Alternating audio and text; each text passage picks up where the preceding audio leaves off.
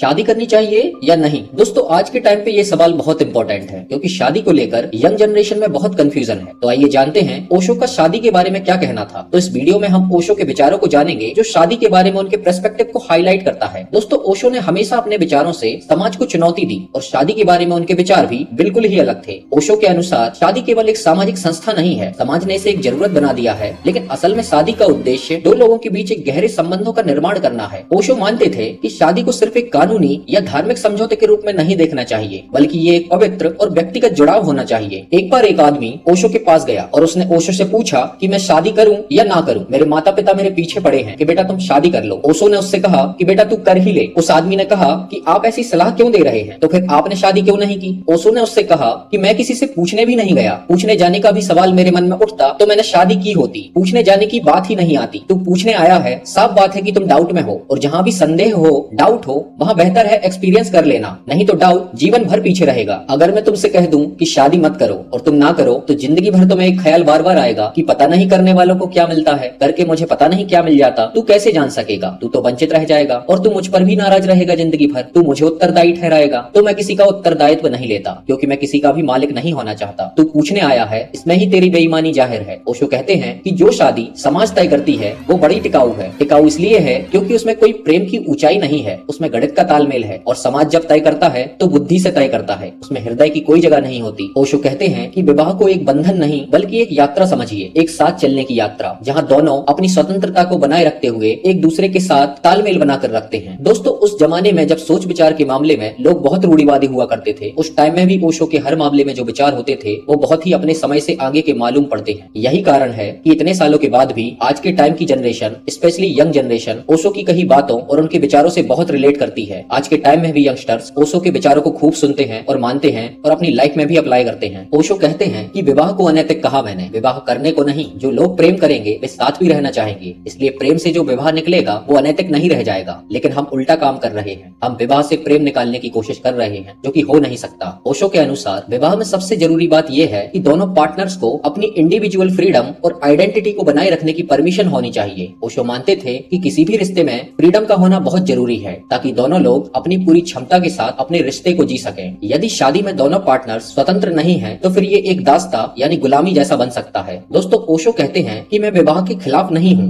लेकिन मैं असली विवाह के पक्ष में हूँ। मैं झूठे नकली विवाह के खिलाफ हूँ जो कि नॉर्मली होता है। शादी में संतुष्टि नहीं मिल सकती अगर आपकी खुद की आंतरिक दुनिया शांत और संतुष्ट नहीं है। ओशो का मानना था कि खुशी पहले अपने अंदर से आनी चाहिए। ओशो ने यह भी कहा कि समाज ने विवाह को एक ऐसी व्यवस्था बना दिया है जहाँ लोग केवल बाहरी कारणों से शादी करते हैं, जैसे परिवार की इच्छाएं, सोसाइटी का प्रेशर या फिर एक सही साथी की तलाश। ओशो मानते थे कि अगर लोग अपने दिल की सुने तो वे केवल तभी विवाह करेंगे जब वे दोनों मानसिक और आध्यात्मिक रूप से तैयार हों। समाज के दबाव से शादी नहीं करना चाहिए, बल्कि ये एक स्वतंत्र और समझदारी से लिया गया डिसीजन होना चाहिए। तो दोस्तों ओशो के अनुसार शादी सिर्फ एक सामाजिक बंधन नहीं है, बल्कि ये एक ऐसा रिश्ता होना चाहिए जिसमें दोनों पार्टनर्स अपनी फ्रीडम और आंतरिक शांति को बरकरार रखते हुए एक दूसरे से जुड़ते हैं। उनका मानना था कि शादी का असली अर्थ तब है जब ये दो आत्माओं का मिलन बनता है, ना कि एक समझौता या समाज की किसी व्यवस्था का हिस्सा। तो दोस्तों ये थे शादी पर ओशो के विचार। आपकी शादी पर क्या विचार हैं कमेंट में जरूर शेयर करें, और आपको ये वीडियो पसंद आया हो तो इसे लाइक और शेयर जरूर करें, साथ ही हमारे चैनल को सब्सक्राइब करें। धन्यवाद।